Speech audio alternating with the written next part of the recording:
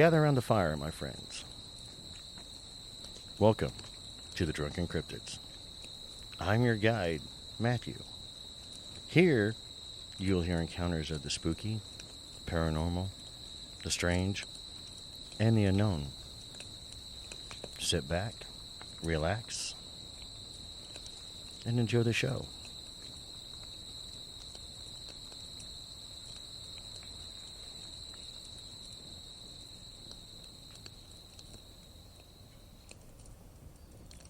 It's showtime.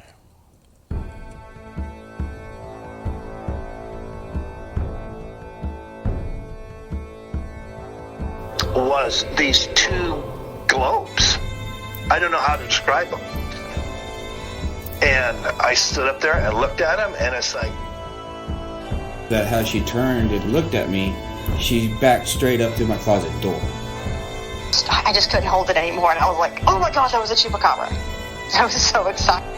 I am drinking something I affectionately refer to as a Matty Rita.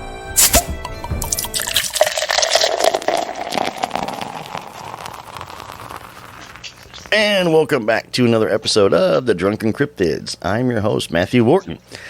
And I want to give a quick shout out to BladeMedia.com. Thank you guys. Dylan, thank you for all the hard work you've done. I appreciate it. And of course, your episodes are to drop by the time this one's recorded. And you did a great job. And Dylan's going to be one of our new cameramen for us going out further in investigation. So Dylan, man, I appreciate all the hard work. If y'all need anything done multimedia-wise, talk to Dylan, BladeMedia.com. He's a great guy. Works really hard at what he does. Also, Gunnar and Tommy, appreciate it. Jacob, appreciate it. And I mean, I could go on and on the list. Vince, Tony, obviously Tommy, T, all of y'all. I can't brag enough about you guys. I really can't. And of course, Chris, the newest member to our investigation team. I appreciate you coming out here and doing everything you're doing. Quick little announcement though. I am going to be at an event. If you're here in Central Arkansas, I am going to be supporting Topless for Tatas at Buffalo Wild Wings here in Sherwood. So it's going to be a Jeep event. It's going to be on October 10th.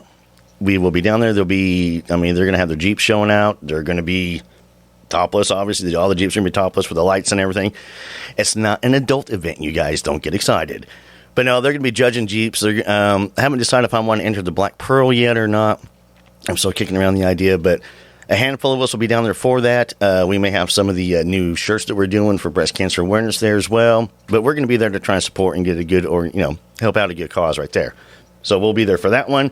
And of course, we are going to be at the Arkansas Paranormal Expo this October 26th and 27th. Definitely be there on the 26th. As of right now, we're kind of on the fence of the 27th. That is a kid weekend for me, so I just may be there for one day, which may only be the 26th. So just kind of give you all the heads up on that one as well. I'll keep posting it, keep following the Facebook page. Speaking of the Facebook page, make sure you follow us. We're on Instagram, we're on Facebook, we're on all your streaming platforms, and we are out there. If you've had an encounter, email me, drunkencryptids@gmail.com. Shoot us a message on the Facebook page or on TikTok even as well. We're going to respond to you. You'll get a hold of one of us. You can possibly be on the show. Also, while you're listening right now, go ahead and give us that 5-star review. Give us that 5-star rating. Drop a comment. I want to know where you're listening from. I absolutely want to know where you're at. Possibly might even give you a little shout out on the air. So I appreciate all the hard work you've done. But through podcasting and going through everything that's taking place and all the good things that are happening, I can tell you guys for a fact of the matter that by the time this episode drops, I will be on my way back from absolutely being featured in my first documentary. It's not my documentary, but it's going to be Searching for Sasquatch with Jason Kinsey and Todd Neese. We're probably, by the time this episode drops, we just got the information and confirmation of the town hall that we're doing. And unfortunately, if you're in Northwest Arkansas, you missed me, but there will definitely be more coming up in the future for that. So I will keep you guys updated on that one. So good, exciting news are happening for the show. And of course, starting in October as well, I am going to be on Patrick and the People. The radio show here in Central Arkansas is going to be broadcast, obviously worldwide, be a live show. I'll be on, I believe, every other Wednesday starting in October, and I'll get you all the dates when that happens for the first show from 6:30 a.m. to 9 a.m. Central Time.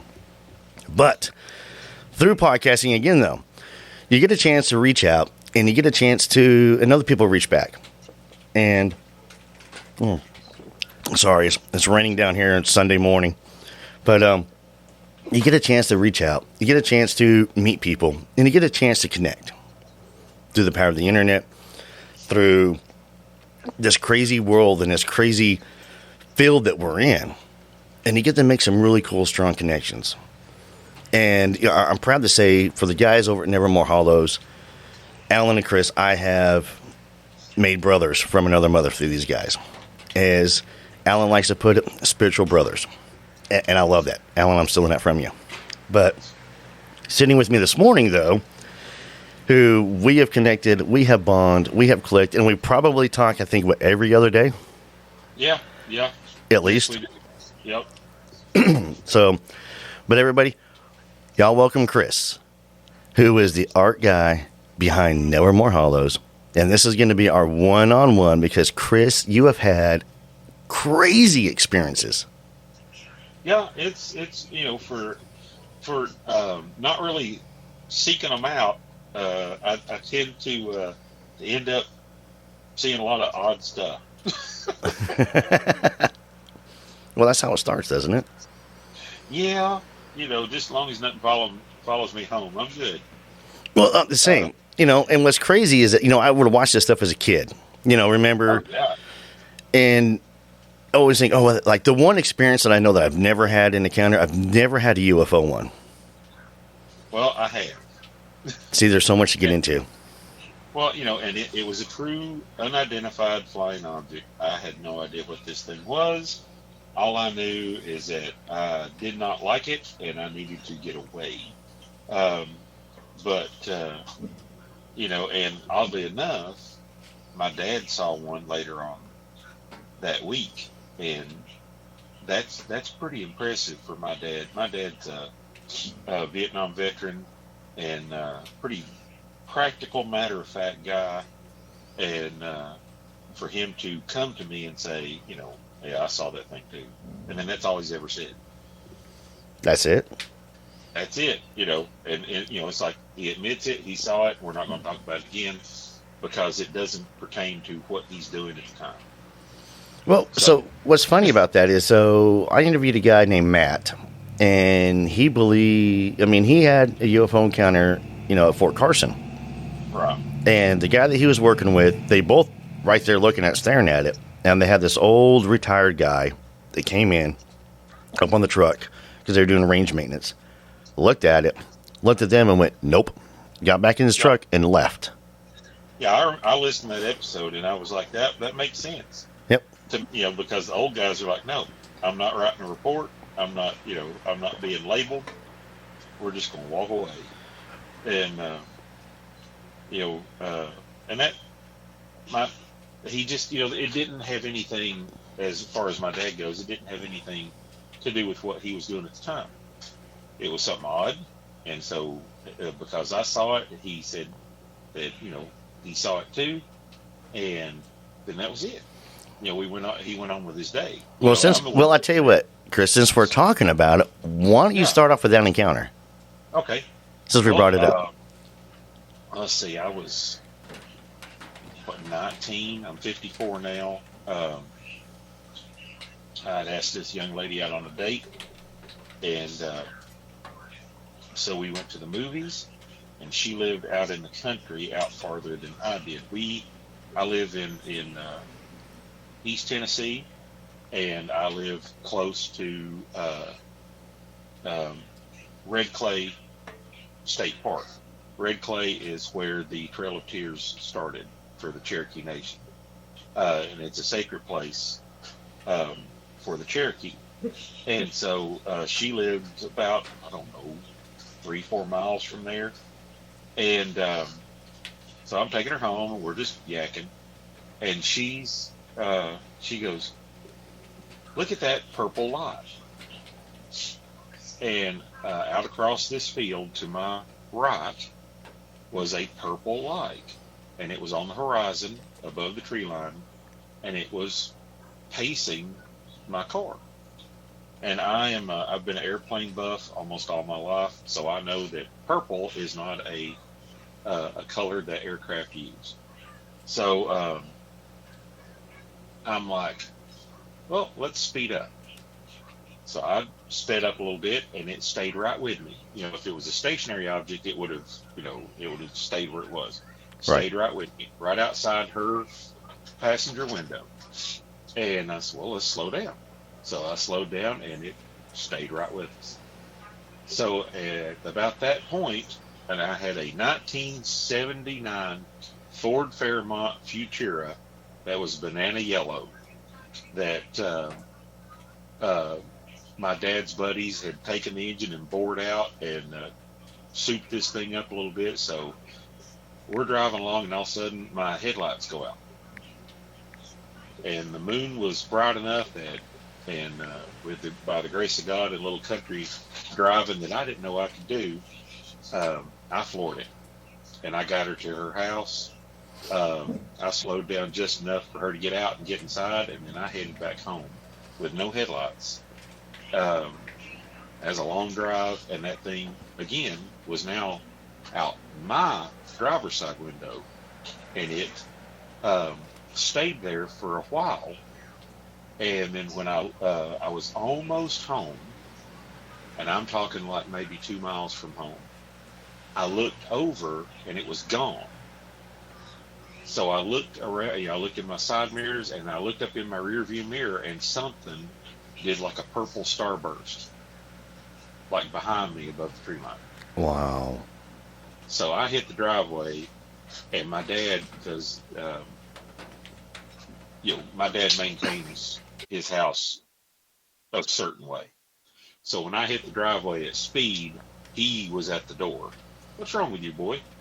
And then when he saw the state I was in, because he said I was solid white, and he's like, what's wrong?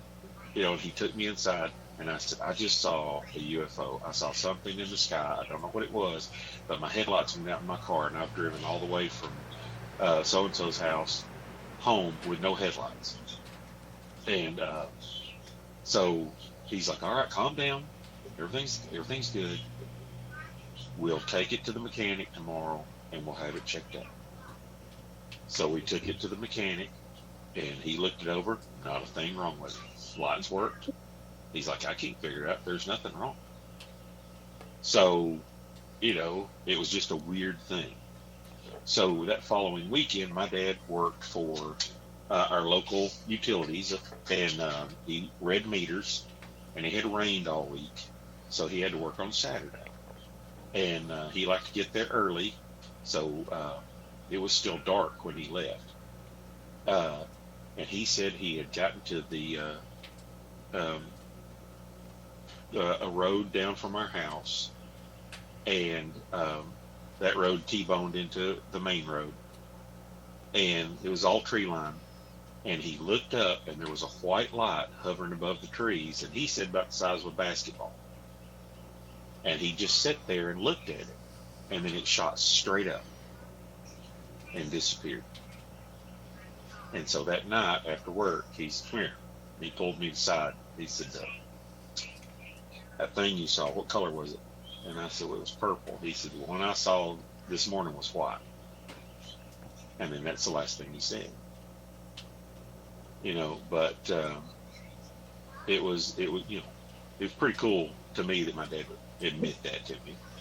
But that's the only time I've seen an anomaly like that as far as in the sky. But a lot happened to me while I had that car. After high school, I got a job at a television station right across the Tennessee-Georgia line. And I was the master control operator. But I worked midnight till 6 a.m. So pretty much all I did was run old westerns, old black and white westerns, and made sure the commercials were in, and made sure I didn't go to sleep. And so it was summertime, and summertime in the South, it's always hot. And I was going home, and I was cutting through, instead of getting on the highway, I was cutting through Red Clay State Park. And there was a fog, that morning, and I had the windows down, had the radio blasting, and make sure I stayed awake until I got home. And I happened to look over, and to my right, about, let's say 50 yards from the road, was a Native American on a horse. And he was in full regalia, as the Cherokee would be. And he was tracking me with his head. So I'm, first thing I'm thinking is, why would there be a reenactor out there, early in the morning?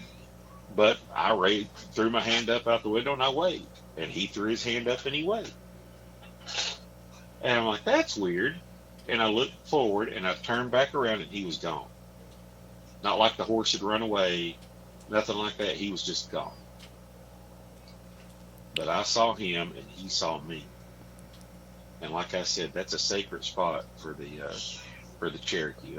There a lot of stuff happened there, a lot of emotional trauma, a lot of things like that. And now, on occasion they will have a powwow there. And I've gone to a couple, and it's pretty impressive because there is a blue hole there, and it is the water is it's a deep spring-fed pool that the Cherokee always held the blue holes, in high regard. That was someplace special, and rumor, has said that there have cave divers have gone down in there. They've never found the bottom, and the water is constantly like freezing cold, but it is blue. Yeah, and it's pretty cool. And there are several around the area of these pools. But I've never seen a blue hole. To me, I love to go see. Yeah, that'd be cool to go see. Oh, it is impressive. Of course, now used to you could walk across it. They had a bridge, but now they got it fenced in because one bad apple ruins everything for everybody else. And of course, had people go in there and start screwing around, and they had to fence it off. But that's those are the things that happened to me while I had that banana yellow car. Well, we're gonna go back to I'm naming your car Christine, by the way. Okay. Yeah. We'll talk about Christine here in a second. But okay, so the purple light. Yeah. Pacing you and your date. Yep. And then the starburst. Uh-huh. And the starburst did not look like a firework. I've seen fireworks do the little starburst thing, and they fiddle out. Yeah. This was just kind of now with what I've read and shows that I've watched and people that I've heard talk, it could possibly be a portal, or that it left Earth's atmosphere at a odd way, or went back to its base, depending on your belief. I don't know. On that one, I'm just like, yeah, that happened, and but it is etched in my mind. I can see it, and I've never seen anything like it. Okay, so you mentioned a portal, and you mentioned possibly zipping out real quick, because I do know that we can actually see a sonic boom. Yeah. So what if it going faster than that? If it was zipping out of the area, what if that was, faster than light boom? Well, it did. I know that you are a big Star Wars fan, and so am I. That's right. The Force is strong with us. Yes, sir. I also am a big Star Trek fan. And so, yes, it did kind of look like, when ships hit warp speed or light speed or whatever else. But I've never seen anything again like it. And now I'm one of these guys that I like to smoke cigars, and I'll go outside and smoke a cigar, and I'll stand up and just look at the sky, and go, that's what's, and if something's moving or I think something's moving, you always put my thumb up, and cover it with my thumb, and if it keeps going, then that's a moving object.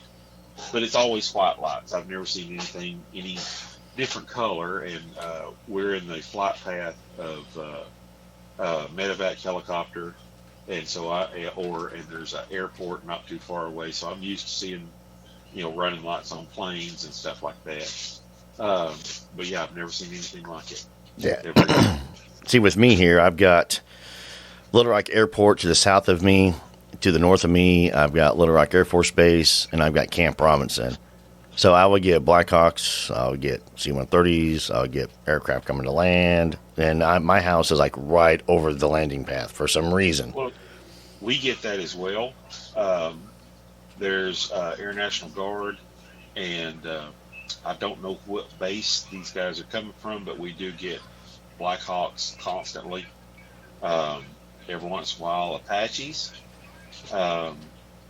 Several Chinooks I've seen, and then C-130s all the time. Yeah, we have a C-130 base here, so they'll cross train, which is really neat. They just finished an airfield over on Camp Robinson for the Air Force guys. So they'll go from the Air Force Base to Camp Robinson, and they also go to Little Rock Airport and do it. So you'll see C-130s here nonstop in the sky. Well, see, I'm close to the Ocoee River. I'm about, and it's a Class 5 rapid that people are constantly on, from late spring to late fall. But guys that I know who are guides say that the military likes to use that to train, and these guys have seen Apaches drop into the gorge up there and fly the gorge. And also there are C-130s. I personally have seen a C-130 that flies the gorge, and they're training for the combat missions that will put them low to the ground. Yeah. Yeah. So what? Okay, so when you go back and look at it in your memory of the purple light, yep. Is there a shape or just a light? Can you kind of give an idea about a size or anything that any details, or just a purple light? What we saw, and at the distance that it looked about the size of a baseball. It was purple. It did not have a white center. It was just purple. It didn't flash. It was just solid, but it stayed with us. An airplane would have been going a whole lot faster than my old car. Oh, yeah. Christine. Yeah. And but yeah, it was always a very distinct color. Purple is something you just don't pay attention, or you don't see a lot. No, I've never seen purple in the sky, to be honest with you. And so yeah, it was distinct, and I was later on. Now that I look back at it, there's no way I could do that driving now. Because that was just fear. Well, I'm going to go with adrenaline more than anything on that one. I mean, with adrenaline, when adrenaline kicks in, I mean, you find yourself doing stuff that just you wouldn't normally do. So here's the other question, though: was there any missing time? No. Okay, so no missing time, so we're good to go. Okay. Yeah, no missing time, nothing like that.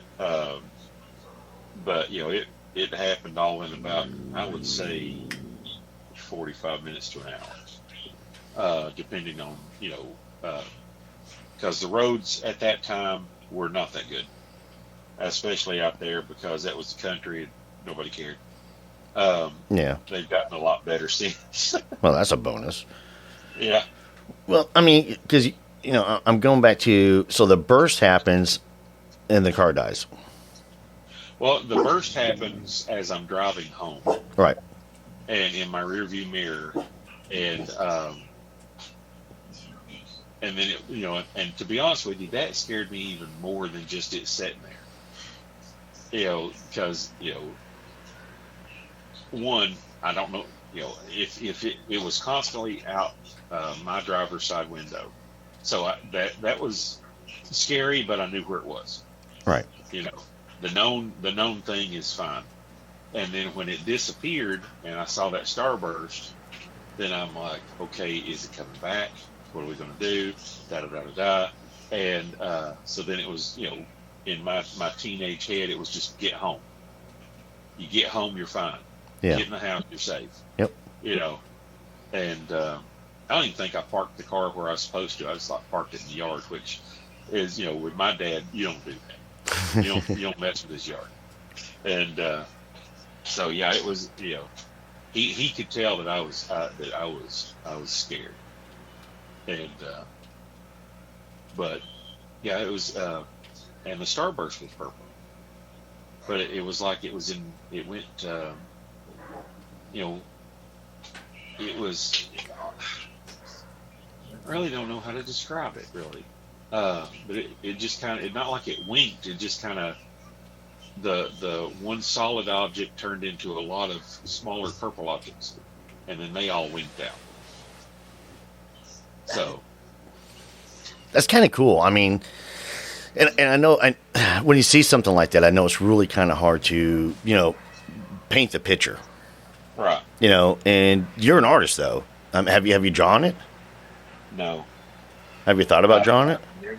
I've never really thought about it, but to be honest with you, it's always been sitting there. But yeah, I've never really thought about drawing it. But now that you said something, a picture popped in my head. I might just have to do that. Yeah, I would love to see what you saw. Huh. Yeah. Because I've seen your artwork, and we're going to talk about that here in a little bit too, though. But I've seen your artwork, and Chris, you are extremely talented. Well, you're very kind. I'm very honest. You are extremely talented. Well, this is this just shows how my artwork shows how warped my mind is, and this is without any type of drugs. This is just natural weirdness. My mom said I started drawing when I was 2, and I drew on her walls in pencil. She erased it, and then the next day I drew on it in ink and signed it. So that's hilarious. So I've always done it. On every little scrap of paper, I've always doodled in margins. When I was in high school, one of my teachers called me up because we had a folder of stuff we had to keep, and he was my world history teacher, and he said, "How can you take such good notes and have time to draw all this stuff in margin?" I'm like, I don't know. That's just what I do. And he just looked at me because he was former military. I think he was a military police, and he was some type of investigator. So he always had this look like he was always searching for something you did wrong. Yeah, my stepdad wasn't a military police, but he was always looking at me like I did something wrong, and he was generally right. To be honest with you, I was honestly, I gave my parents hell as a kid, in my teenage years. I really did. And after I joined the military, and I was in for about a year and a half, I called them up on the phone, and I was like, "Listen, I'm sorry.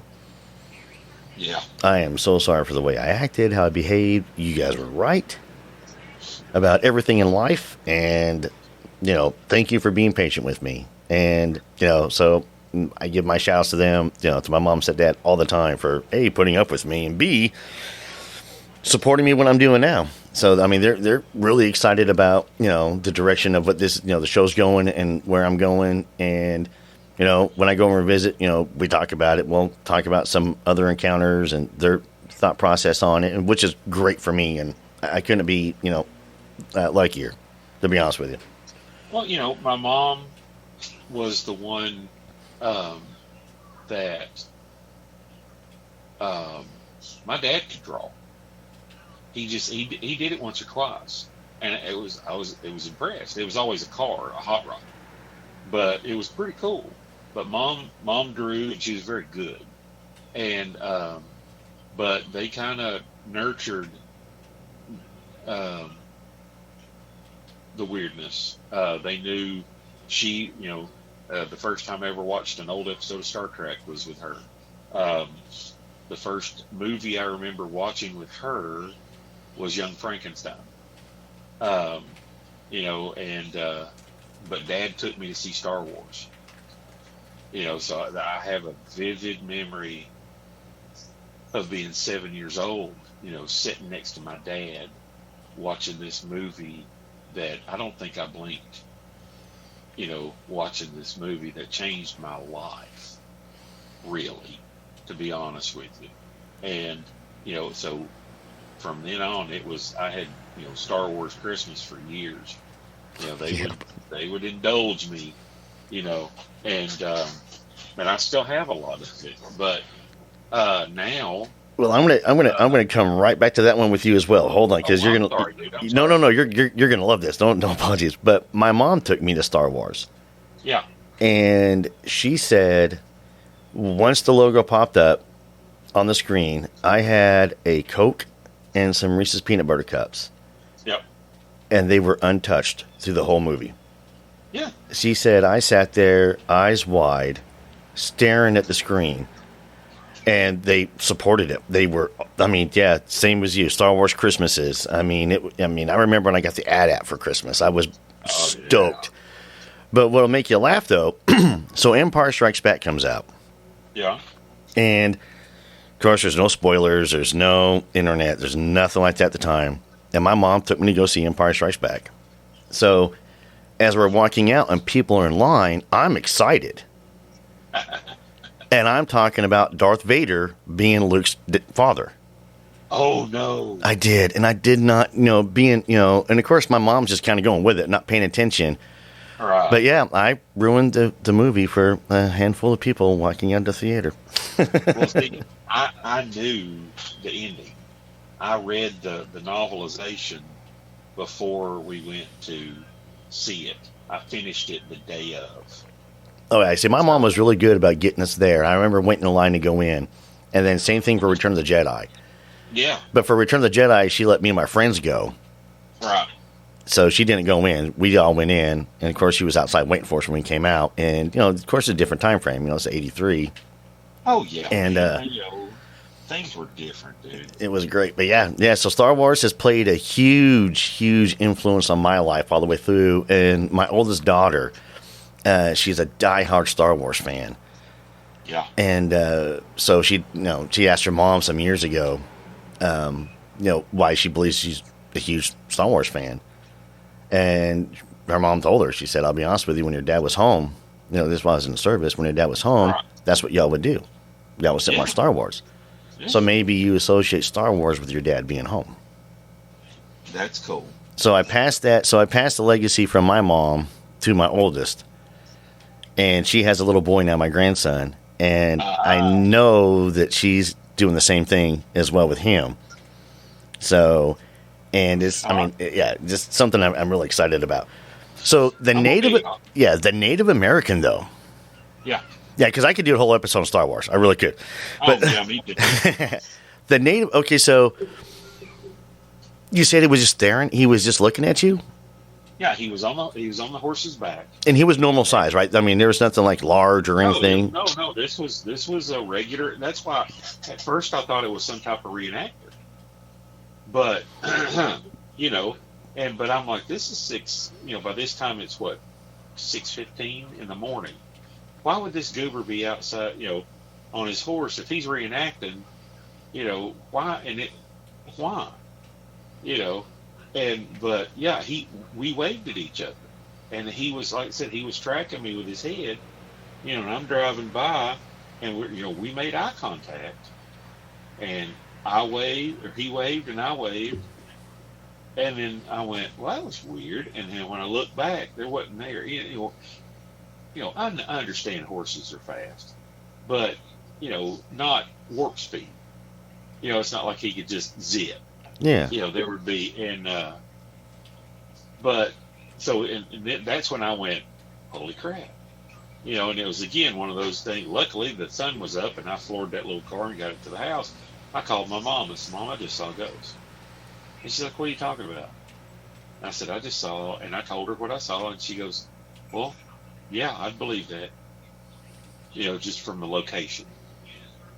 Now when I was younger, and I remember this very vividly. I saw the old hag at the end of my bed when I was about 6. Okay, hold on. So we're going from a Native American waving at you to an old hag. Okay, hold on. Yeah. Hold on. One, I'm so blown away by the fact that y'all waved at each other. I love that. I don't know why. I love that. Well, and I'm picturing this in my head of both y'all. Maybe, so, I'm going to go into the really weird woohoo. What if there was like a time slip and he happened to be there and you were both shocked to see each other? And that's, right. Kind of one of those things when, you just kind of, something's odd off and you just kind of wave and they just kind of wave back. You know what I mean? Yeah, that's what it was like. It was just kind of, I was confused as why he was there, and he had the same look on his face. I bet he was trying to figure out, what is this thing driving by me with this, well, going past me, not driving, because he doesn't know anything about driving. But, I mean, what if that was like a time slip? I don't know, man. I don't think, I've thought about it a lot, and, I don't think the way the way they were gathering the Cherokee up and the way they were treating them, I don't think they would allow one on a horse. So I don't know if this was some other type of spirit that was there. I don't know, but it was, again, it's the way my mind works. There's certain things that I can see vividly. And that's one of them. It's just, it's an important event in my life. I can see exactly what my wife looked like the day we were married. I can see exactly what my children looked like the day they were born, and that's like ingrained. And this is one of them, is I can see exactly, I could make out some facial features because I'm driving by at like 45, 50 miles an hour. Yeah, that's kind of hard to pull out details of that speed. Yeah, but it was, again, it was just like, wow. And there wasn't anybody else. The park wasn't even open yet. There's gates that go across there, and now they let people camp there, but at that time I don't think they really let people camp there. So I'm like, why is this dude? And all that's around it is farmers. I don't think some farmer's going to be out there dressed like a Cherokee riding around on a horse at 6:15 in the morning. Chris, I'm going with time slip. Now, I've always thought that as well, just from how he looked and the stories that I've heard about time slips like that. Because I think that ties in with some of the dinosaur sightings that we have as well. There's a time slip because it's there and gone. Yeah. And I think that maybe you happened to hit the perfect moment in time where he happened to hit the perfect moment in time for his time and your time. And there he is, and y'all just wave at each other. I love that. Yeah. I don't know why, but I love the fact that y'all just waved at each other. Well, I was 19-year-old kid, and I'm just like, what the heck was that? And again, I just gotta get home. I gotta get home, because home is safety. And but yeah, so it's an interesting place to visit. Red Clay is pretty cool, especially when the Cherokee have their powwow. Well, when I come out there to visit, you have to take me out there. Oh yeah, I'll take you, dude. Yeah, I would love to do that. That really would be. Yeah, but I'm sticking with the time slip on this one. No, I am. I don't know why, but it's just the way you describe it, the way the encounter. Because I've heard this encounter already on, another show. Right. And it's one thing to listen to that, it's another thing to listen to you right now. Go, and the more research obviously that we do in our field, it's now, I do believe in the possibility of time slips. I do believe that there's something to that, obviously. Oh, yeah, and I think that maybe there was a slight little time slip right there. And I think y'all were both shocked to see each other. And again, what's hilarious is that is probably one of the most human things in the world to do. Wave. Yeah. It's just wave. Wave. So tell me about this old hag. Well, the old hag is something that comes from sleep paralysis. Um, a lot of people experience. I've never experienced. I haven't experienced since, but in the vivid imagination of a 6-year-old. Um, but yeah, I woke up one night. I felt that something was in my room, and my room was downstairs. My parents' room were upstairs, and I looked at the end of my bed, and there was this old hag, and I mean, she was the stereotypical witch. She had the hat, but she was quite menacing, and She had, and okay, staring you right said at she had a hat. Yeah, the stereotypical witches tall. Oh, okay. hat. Okay, the pointy hat. Yeah, but she was menacing. I mean, she didn't look like, she wasn't green like the Wicked Witch of the West or anything like that. But and she was very malevolent. So what I did was every 6 years I yelled, I screamed, "Mom, Dad," and my dad hit the steps fast. Came down there, and my mom said that they could not console me. And I ended up, sleeping upstairs with them. But I haven't seen her since. But again, that's another something that's etched in my head, and probably, one of the reasons why I like to draw monsters and weird stuff like that is just, it's always been something I've been interested in, and it's kind of fuel for it, I guess. Yeah, well, there are so many supernatural entities that can play into our psyche, and I think that they kind of pull things out of our psyche that terrify us. And for you to describe it as the stereotypical witch, I think that whatever was there at the time, was pulling that out to scare you. Well, I think they feed off of it. Oh, I agree. And that's why, I mean, and I'll tell people all the time, because people say, yeah, my kid says they've seen a ghost or something in their house. I'm like, listen to them, believe them. Yeah. Because there may be something there that they may have, not the children, but somebody may have inadvertently brought something into the home. Right. And if it's an ongoing thing, then yeah, a one-time thing, it just may have been passing through and sensed you, and I don't know, used you as a rest area real quick, Yeah, needed a snack on the way somewhere else. Yeah. It was, it's she didn't talk, but she did move forward towards, she was at the edge of my bed, and then she started to move forward, and then when I yelled, she was gone. And you did also do the the covers are magic. You cover your head. Yep. And you leave a small enough hole to breathe, and they can't get you. There's part of that kid thing. I can't see you, you can't see me, kind of thing. Right. I'm now invisible. All right. But yeah, my kids. Well, I mean, when I bought my grandparents' house, it's a 92-year-old. We called a balloon frame house, built in 1932. It is solid as a rock, but when my children never met my grandparents. My grandparents passed away, but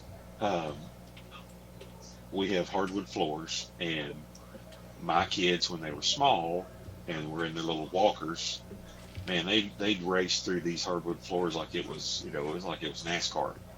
I mean, they're as fast as their little feet could go, man. They would zoom through this house. Isn't that awesome when they do that? Oh, I love it. But both my daughter and my son would dead stop, and look up at person level at somebody that wasn't there and hold their hands up that they wanted that person to pick them up. And I would smell my grandmother's perfume, which was a lilac smell.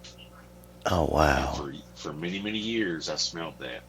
Now, my papa was a large man. He I think at his prime, he was about 450 pounds, and it was solid. He worked hard his whole life, and he was the strongest man I've ever known. When he was in his 60s and on a walker, he pulled something out of his pocket. We were outside, pulled something out of his pocket, and change fell on the ground, and it fell underneath a plow. This was a solid cast plow that would, you pull behind a tractor. And he said, "Son, I'm going to pick this plow up, and you get that change out for me, will you?" And he switched hands where he still had his walker in one hand, reached over, and with one hand picked this plow up off the ground and held it while I got the change out from underneath. No way. I mean, the man's fingers were twice the size of mine. Man, your grandpa was a beast. He was a massive man. And as he got older, he was not able to walk, but he always wanted to be outside. So the old well house is still attached to my house out back, and he would sit. He rigged up a chair out there, and he would sit out there where the sun was always shining, and he would just sit out there all day long, just to be outside. And so when my daughter was about maybe 1.5, 2.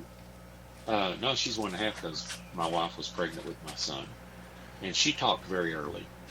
And we pulled into the house one night, and I got her out of the back of the car, put her up on my shoulder where she was facing backwards to carry her in, and she looked over right there where the well house was, and she said, "Hey, Papa."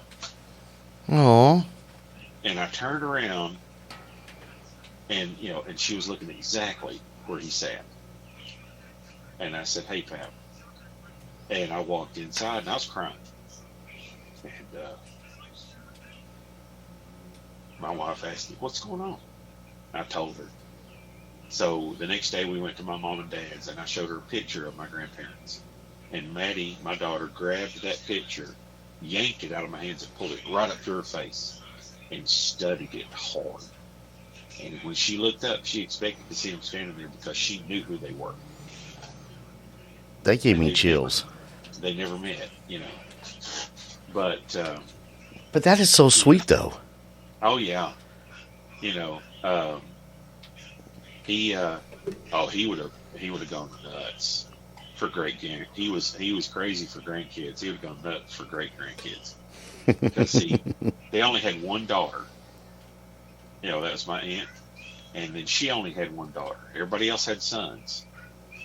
And so now I've got my daughter is the only granddaughter for my dad, and anything all she has to do is bat them brown eyes at my dad, and whatever happens is the law. It don't matter what she wants, he'll get it. Yeah, my great grandpa was that way with my sister. Oh yeah. Yeah, all she had to do was look up at him, and that was it. Yeah, my grandpa would be like, "Okay, Tanya, whatever you want." And yep. Well, my papa plowed with a horse when my dad was a little boy, and one morning they were out of school. I guess it was summertime, and Dad went out there to saddle up the horse that they plowed with. Her name was Patsy, and he saddled her up, and he got up on her, and she bucked him off, and it scared him. So he didn't go back out there. Well, Papa pulled in from work, looked up, walked in, and said, "Why is that saddle on that horse?" And my dad said, "Well, she threw me off." He said, "Come on, let's go." And he went out there, and he climbed up on that horse, and Dad said that horse did everything it possibly could to get him off. But he said just went nuts. And finally she just fell down. And said Papa stood over the saddle and waited on her to get back up. And when she did, he said, "You could put a baby on that horse and she would not budge." He said she was broke at that point.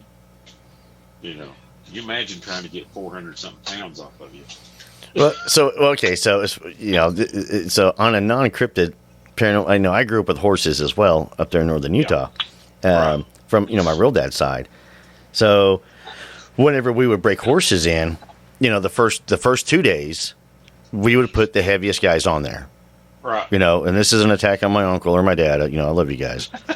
But they were the biggest ones. And I was the littlest one out of all the cousins, out of everybody. I mean, you know, when I joined the Army, I was like 118 pounds soaking wet with rocks in my pocket.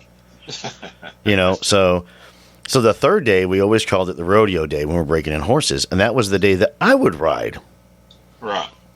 And the goal was, because, I mean, they tried bucking them off. They tried getting rid of my dad. They tried getting rid of my uncle and everything. So on the third day, my job was to hold on for as tight as for as long as I could, for as tight as I could. And that's, you know, and that's what we did. But, you know, we would cinch him up to another horse as we'd ride him out into the pasture. Right. And then that's when, you know, kind of untie and see what would happen. And have to work the reins and have to work everything. And, you know, I developed really strong legs, obviously. Yeah. But, yeah, that was, you know, a lot of fun. But generally by the end of, you know, but generally by day 5 they were, you know, good to go. Yeah. And of course, you know, I think horses are a lot like people. Some are just assholes. Yeah, you know, and she wasn't having it with this kid on her. And, yeah, I believe that too, that she's done, you know. And, but yeah, he was a large man, but he also taught me a ton of stuff. Well, it sounded like he was still sticking around to check in on you and be right there, the great grandkids. Oh, I believe that. I believe that they're allowed to look and see how things are going, you know, and be proud of their legacy, I think.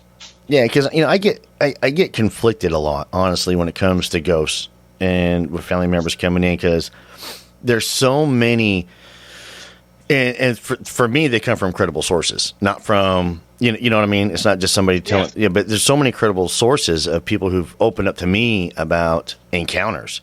Like, you know, right. what you just, you know, described with your grandparents and such. And, you know, and I know a lot of people out there have the weird versions of ghosts. They don't believe in ghosts. They believe there is a ghost, but they don't believe it's, you know, it's our loved ones, it's this, it's that. And, you know, it's where I have so many conflicting emotions when it comes to it. So, I mean, I can go either way easily.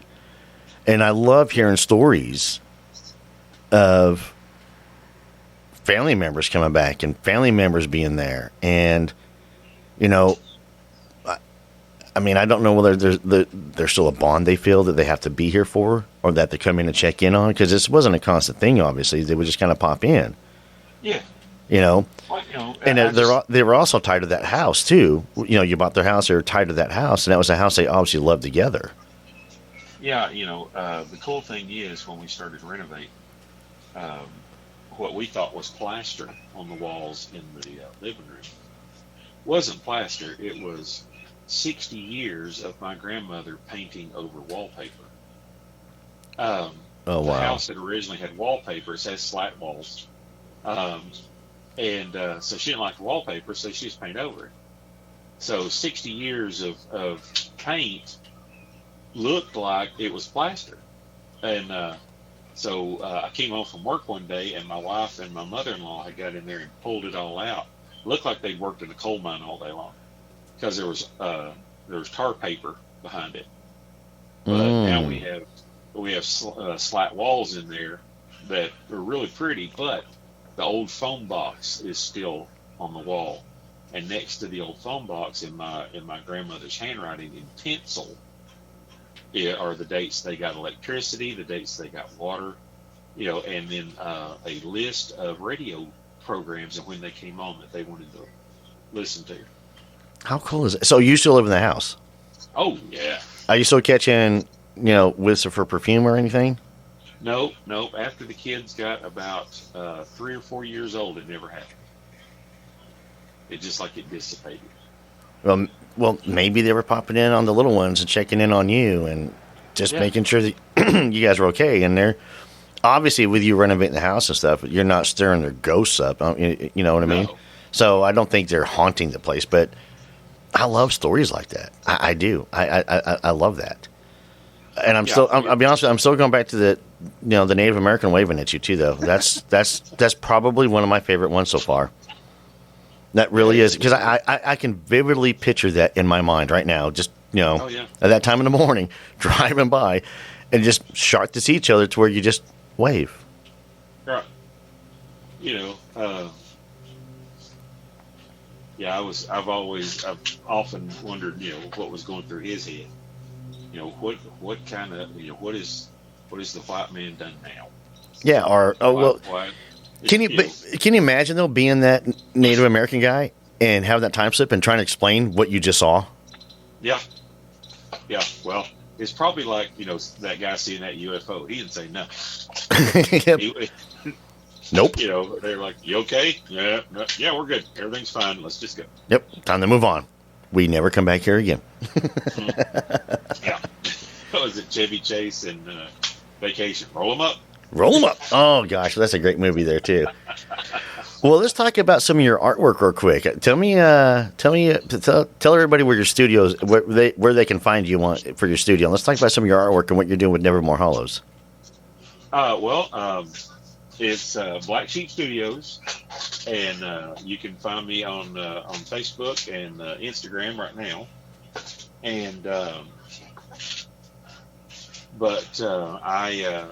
my passions are, besides Nevermore Hollows, are old monster movies, 70s cartoons, old sci-fi, all kinds of stuff like that. Anything odd, weird. I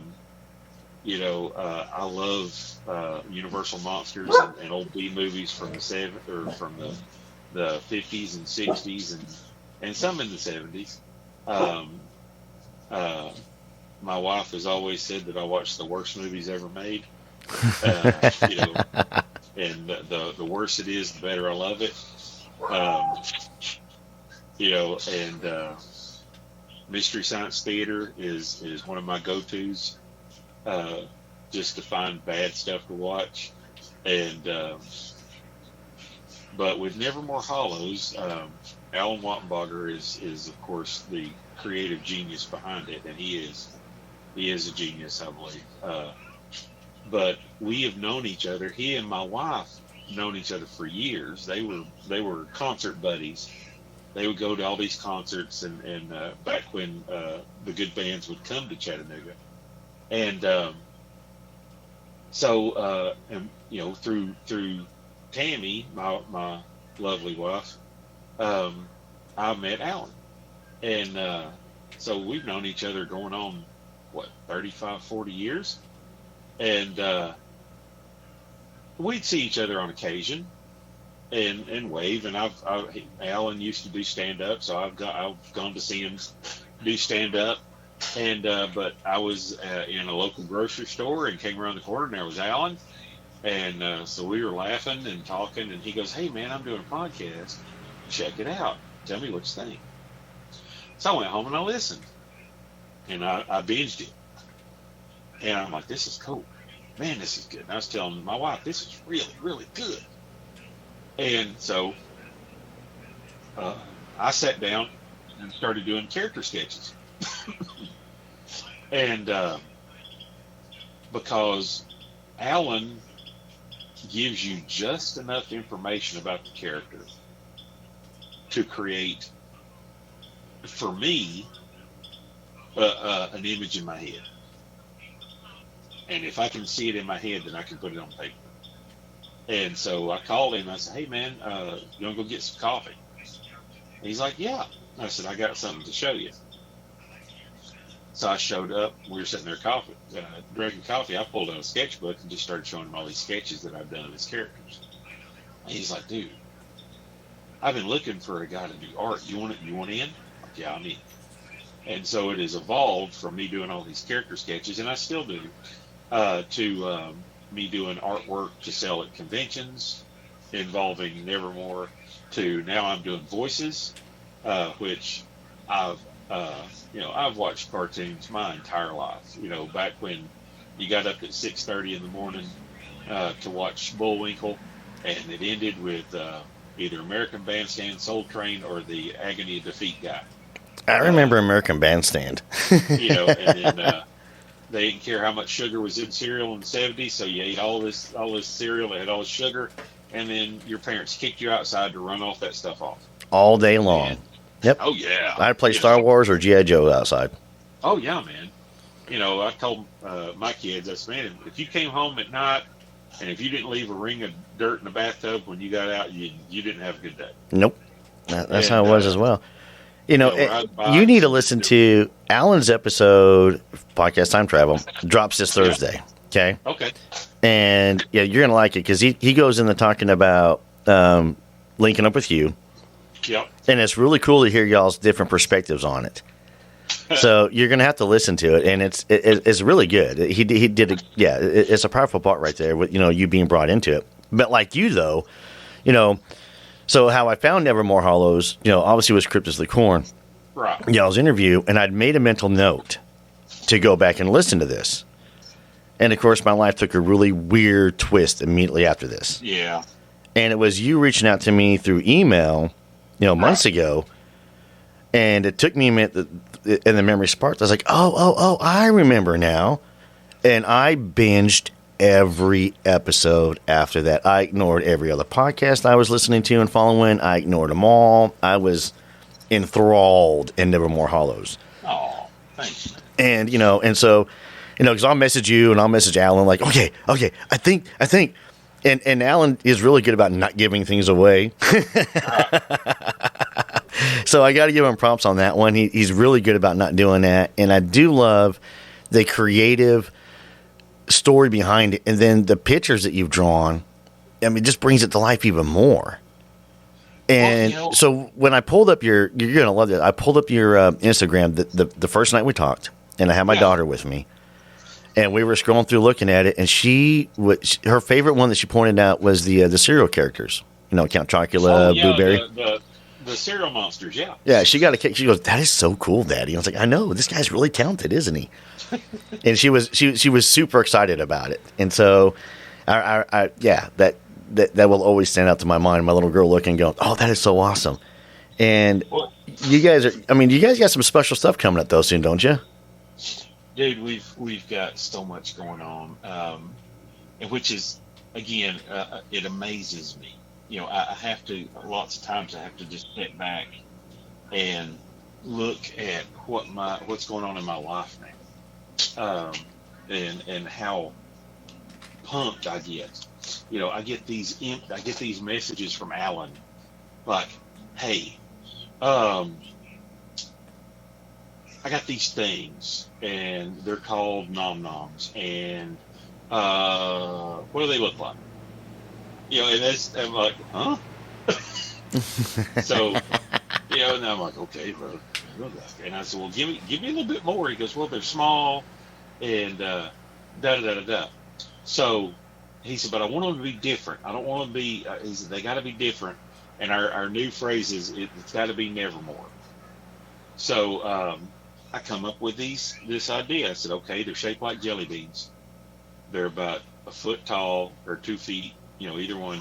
I said they got a huge mouth and like raptor arms, and they look like little dinosaurs, but they're jelly bean shaped. And I said they're all brightly colored, no camouflage. They're like bright like jelly beans. They're bright, and that's actually I'm working on a picture right now of the nom noms, and they like there's one of them's pink, one of them's blue, and one of them is green. They have fur, feathers, and just scales. I can't wait to see it. But I seriously can't wait to see this. It's like the other day, there's a new character coming out, and he goes, okay, this guy is this way, and I want him to be like this, and it has something to do with the trailer park, and da-da-da-da-da. It's like, cool. So he sent me a paragraph, just one paragraph. And in that one paragraph, I see this guy in my head. And I'm like, do I get to do the voice of this guy? He goes, yeah. I said, oh. So that's another level, And so I that night because I'm like, give me some time. So that night I'm sitting here at my drawing table, and I wait till my wife's asleep so she doesn't think I'm totally insane, but she probably knows better. So I'm in here reading it, trying out different voices, and I keep going back to this one voice. I'm like, okay, that's got to be him. And he's out there. He's a little bit oddball, and he is the yin to another character that lives in the Trailer Parks Gang. Oh gosh, don't get too much away because I'm going to start asking questions. So don't. Yeah. And I'm not. But it's just and the boys are involved, which I always love it when the boys are involved. And it's just, I'm like, this is going to be so much freaking fun. Well, and that's the cool thing about it. And you can tell, honestly, from, when Alan doing the reading and, you jump in the voices to where you you get that fun out of it. You can feel that fun coming in. Oh, And y'all are just nailing it. I'm not going to lie. And it's such a fun concept and it's such a fun story. Well, we're goofy as all get out. I got to be a serial killer truck driver. I remember that one. Okay. Who, did I ever think that I would be doing this? No. But when, there's a line in the story, he's like, well, you can call me Ray Ray. We laughed for 10 minutes over just that, You call me Ray Ray. My wife. And that's a good story because I like the twist in it. Oh, see, and that's the cool part. Alan is so flipping good, and I'm not blowing smoke, and I tell him this all the time. He is so good at twists. At you're going down this road, and all of a sudden it's like, what did I just listen to? Yep. What just happened? Yep. And that's the cool part. It's a play on a lot of it's a play on society that everybody everybody likes to portray themselves as this Facebook happy person. Well, I will tell you, Justin plays the episode y'all did for them. Yeah, and he plays it a lot, and he says it cheers him up and it makes him laugh every time, and he gets a kick out of it every time. So y'all are definitely killing it. Well, that was the goofiest thing. That game they had us play at the end. But you guys are going to be at the Bigfoot Jamboree, though, right? We are this going year to be at the Ada Bigfoot Jamboree, first ever annual. Gee whiz, it's going to be a cool show, and I really can't wait. I have taken a year off of doing conventions just because I got a little burned out, and this is going to be my first one of the year, and I think we're going to have a ball. Now that's October 5th up there in Ada, Ohio. That's ADA, folks. And Alan's son is going with us, and his son is also a comic book artist. He does a character called the Mighty Snail, and it's way different. It's really cool. It's totally original, and it's very cool. And he's a great young man, and I'm like, bring it on, man. Yeah. That's one of my favorite things about doing conventions is when little kids, because I remember I was 18 years old when I went to my very first comic convention, and it was Dragon Con in Atlanta, which is like, ugh. And here I was showing my artwork to these comic book guys, and I mean, it was a concept that a buddy of mine had worked on for a long time. We'd honed this thing down to a very streamlined idea, and I was so nervous, and we got rejected so hard. And I was just like, well, this just sucks. So I'm sitting there, knowing this was my best art that I'd done to that point. And I'm sitting there, and there was an artist named Tim Bradstreet, and Tim Bradstreet did artwork for a role-playing game called Vampire? Vampire the Masquerade. Yes. That's it. I'll be honest with you. So, because I gotta freeze it there because. Oh, I'm sorry. No. Don't apologize. The only reason I'm freezing that there on the Vampire Masquerade thing is because right now, I'm working on an episode with research that does involve vampires. And It's going to go into lore, and I'm bringing Anne Rice into it. I'm actually going to bring Vampire the Masquerade into it. Because if you know anything about the Anne Rice lore and the game, all the books. and the game, was crazy about that though is the depth and the detail and the imagination that they go into for this. And I don't want to give too many things away, but it is an upcoming show that'll be dropped sometime in the next couple of months that we're working on. Because I'm just not going to just tomorrow sit down and go, here, this is what we think. No, I want to but there's I don't know, it's almost like soft disclosure. Well, but I'm sitting there, just got rejected from everybody, from Marvel to Image Comics to just like comic companies that aren't even around anymore. Hey, I love your artwork, but it's way too cartoony. We can't sell it. So I'm sitting there and I'm like, well, I'm ready to go home. I'm done. And Bradstreet, I'm sitting there on the floor. And I see 2 feet in front of me. I look up and it's Tim Bradstreet. And he goes, "Want to see your stuff?" And I'm like, "Here." And he goes, "That's cool, man. That's very cool. Just keep going." And, he didn't have to do that. He didn't have to talk to me. I was some kid sitting on the floor. He didn't care. But he did. So when I go to conventions, when kids come up to me and say, "I draw," I'm like, "You got your stuff?" And of course now they got it all on their phone. Oh yeah. Then I pull out the portfolio and I'll look at it because I'm required. God gave me this chance, and so I'm not going to discourage somebody else. I'm going to be as encouraging and do a critique, but I'm required to do this. I wouldn't say you're required. I would say it just speaks volumes to the character of the man you really are. Like we were messaging last night, and I meant deeply the message I sent you last night, and what you just said right there speaks more and more volumes of that. Well, that was a great deal. That was, and that's the draw that I have to you and Alan, and I'm so grateful to have you guys, in my life, in my circle, part of my tribe. And even everybody at the tavern. What's funny is so like when I'll FaceTime you and we'll do a toast together, and they all get a kick out of it. Then I'll be like, "Hey, we're gonna FaceTime Chris real quick," and they all get excited.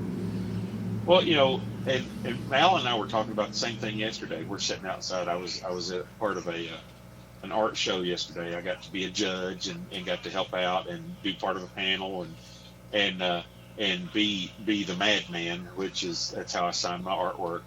And it's and he's like, "Man," he said, "we're talking about you," and he goes, "I just love the fact that he uses the word tribe." I'm like, "Yeah, it's pretty cool," and that we talk the way we do, that we text the way we do, we send stuff on Instagram the way we do to each other, and it's very cool for somebody that we've never met personally, but and I want to. We're going to. Yeah, I know. But it's just really cool the fact that we can do all this and that we're all kind of on the same level. We're on the same page as far as stuff goes. And when I said that I felt that I was required, it's just, you can be a jerk. It's a whole lot, it's easier to be a jerk, but it's a whole lot better if you take that opportunity to go, "Okay, that's really cool and I love what you're doing. Maybe do this or maybe do that." Or, there was a kid yesterday and I thought the kid was 17. He's 13 and he has an odd style that is really good. If I had cash, I'd have bought something. I didn't have cash and he didn't take a card. And I'm like, "Dude, you have to keep going. I've not seen a style like this. You're totally original. keep going. You know, and of course his mom's sitting next to him, and she is his cheerleader, which is good. You know, and you know, my parents are my cheerleaders. My brother, my wife is my cheerleader, my editor. You know, the one who, you know, says go for it, keep going. You know, everybody needs that. And this kid, man, you know, I'm like, hey, this is my stuff. If you want to look me up, I said, if you ever have any questions, all you got to do is holler. You know, and I said, but start doing conventions. I said, love that. Don't get discouraged. You know, I think that's, as artists, I think that's what we're supposed to do. You know, a lot of these people, you know, I've met them, especially conventions, you know, they won't talk to you. They won't give you the time of day unless you pay for it. And I'm like, then, you know, I'll just walk off. I don't, you know, if you ain't got time just to talk shop, or if you're not at the convention to do that, then I'm going to walk away, dude, because I don't need you. And you can be very hurtful to a young artist because it's, you know, they are scared to death because art is personal. Yes. And they're bearing their soul to you. You know, so you need to be good. You need to be cool. No, I'm the same. I feel the same way. Anytime I meet anybody with any artistic ability whatsoever, I'm always impressed, and I brag about them. Oh yeah, you know, but see, that keeps them going because, you know, my first convention that I sat down behind the table at, you know, I was devastated because people were like, you know, you suck. I can draw, you know, and I walked away from that going, man, that was horrible. You know. But, you know, again, my beautiful wife, she's like, you gotta keep going, don't stop. And so now I'm, you know, somebody come up and they could just lay into me like they think they killed me, and I'm like, yeah, whatever, dude, walk off. I don't care, you know. You know, but you get a lot of cool stuff. There was a guy, I was at a con, and this dude was a door. This was a large man. His arms were bigger than my legs. He was huge, and he kept walking. He would walk past me, and he would just cut me a look. And, you know, and at the time, I was a deputy sheriff, and I worked corrections, and Tammy would lean over, and she goes, you ever got in jail? I said, I don't know him. But I said, he's looking like I've done something bad. So finally, I'm doing a commission for somebody, and there's a presence in front of me, and I look up and it's a dude. You know, and I'm like, well, here we go. And he looks at me, and he goes, is that Johnny Quest? And I said, yeah, it's Johnny Quest. And then he was like, dude, I love Johnny Quest. And we talked 30 minutes on Johnny Quest, and he ended up buying like a set of my Johnny Quest pictures and then like 4 or 5 other things. I love that. You know, and then he yanked his kid over to him. He's like, hey, come here. And the kid's like, this is what cartoons are supposed to be. You know, this was when it was cool. You know, and, you know, and Tammy's like, I thought he was going to reach across the table and do something to you. I said, well, to be honest with you, I did too. But, you know, I was actually thinking about where am I going to go. You know, but it's well, in the job that you had at the time, that's where your mind goes. You know, and speaking of that too, though, so I know that there's encounters that you had when you were working, you know, there for the county. Yeah. And yes, so my goal is what we're going to do is probably sometime in October, I'm wanting to kind of do a fireside episode. And I'm going to have you on there. Okay. And it's going to be just a whole bunch of us. And we're just going to tell some short little stories of what we've encountered. Some, you know, little ones, you know, like you would around the fire. And you know, and we're gonna, you know, I'm gonna bring some others on, and we're gonna sit around, and it's just gonna be like a little fire, you know, a little fireside. And of course, to set the mood, we'll be down here at the tavern. I'm gonna have the fire pit lit. Right. So unfortunately, you won't be able to see it. But, but I mean, the thing is, so that's what we got going on. And I'll be honest with you, Chris, I knew this was going to be a long episode because you and me, when we get talking, we don't stop. And I love that. I love that. But we are going to do the fireside episode. We are planning a road trip. Well, I'm planning a road trip to come out there. Me and the team are next year, to Tennessee. Yeah. Just to come on out, spend a weekend, just kind of goof off. Because there's a lot of sites out there I want to go see that you and Alan have been telling me about. So there's a lot of stuff going on in Tennessee. Yeah, we're gonna make a weekend out of it. And of course we'll do some recording. I'll bring the film crew and everything come along. Yeah, so we'll have a blast. We'll go check some areas out. We might even do a little squatching while we're there, just because why not? That's what we do. And they've seen them in Polk County. I know. There's so many things. And then I got to get you guys out here to come check out this area that I'm doing.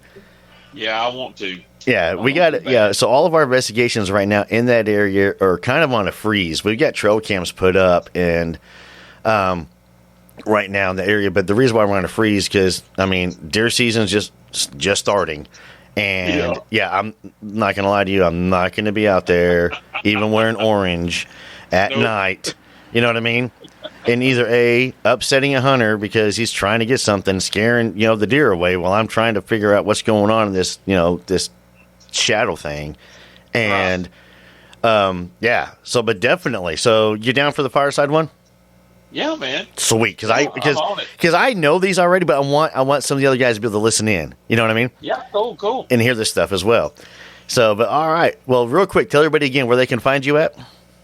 Well, you can find me on Instagram at Black Sheep Studios, and on Facebook, Black Sheep Studios, I am available for commissions. If you like the strange and unusual. If I can borrow a line from Beetlejuice, I myself am strange and unusual. So, speaking of Beetlejuice, I didn't realize that for my intro when I go, it's showtime. I didn't realize that from Beetlejuice, and I just thought it was really cool because if you listen to the intro, there's a little trick, and I've wondered if anybody's caught on to it yet.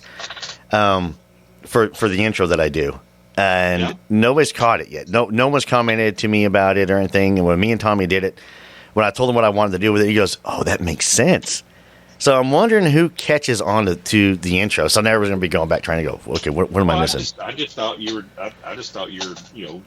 doing Beetlejuice. Well, it has nothing to do with Beetlejuice, but a company, I'll just throw them out there, Grunt Style, released a shirt that said it's showtime. And when they released it, I obviously had to buy it. And so I have it, and I got one of their stickers, and it's down here at the tavern. And, did not realize that, what I was saying was that way. I just thought it was kind of funny how it came in with the intro, and then Grunt Style drops the shirt. So now I walk around wearing a shirt saying it's showtime. Oh, yeah, man. But if you listen to the intro, you got to listen, because you'll hear the fire. Then you hear a little background noise, and you just got to kind of pay attention. If you know anything about our favorite cryptids, what happens, I think we'll catch it. But, Chris, man, I appreciate you coming on the show. I've had a great time having coffee with you this morning. It's a cloudy, rainy day here. I got to get the kiddos ready. We've got a whole bunch of stuff going on today. And I'm just so grateful that you came on the show. Thank you so very much. Well, I'm grateful for you having me and for your friendship. And I hope y'all have a good day and y'all be safe. We're definitely too. And give Tammy my love and tell her I can't wait to meet her next year. I'll do it. Yeah. I appreciate that. And, everybody, thank you again for listening to another episode of The Drunken Cryptids. And, of course, if you've had an encounter, you want to be on the show, email me, drunkencryptids@gmail.com. Even if you just want to talk, if you don't want to come on the show, you just need to talk about something, email us. We'll be more than happy to get a hold of you. I'll talk to you. Chris will back me on this one. Oh, yeah. I don't mind. Doesn't matter. If you're struggling and you need help, make sure you reach out to somebody, get that help, and check in on your friends. But also, get outside. Enjoy the outdoors. Be part of nature. It's beautiful out here. I love the fact that I have an outdoor studio. I love the fact that I have the tavern. And it is such a great environment to be outside and to just kind of unplug from everything for a little bit. And, so everybody's homework assignment for the next 2 weeks I want you to do, wave at your neighbor. You never know. There may be a time slip involved in there. Thank you again, ladies and gentlemen, and I will see you guys on the flip side. Stay safe out there.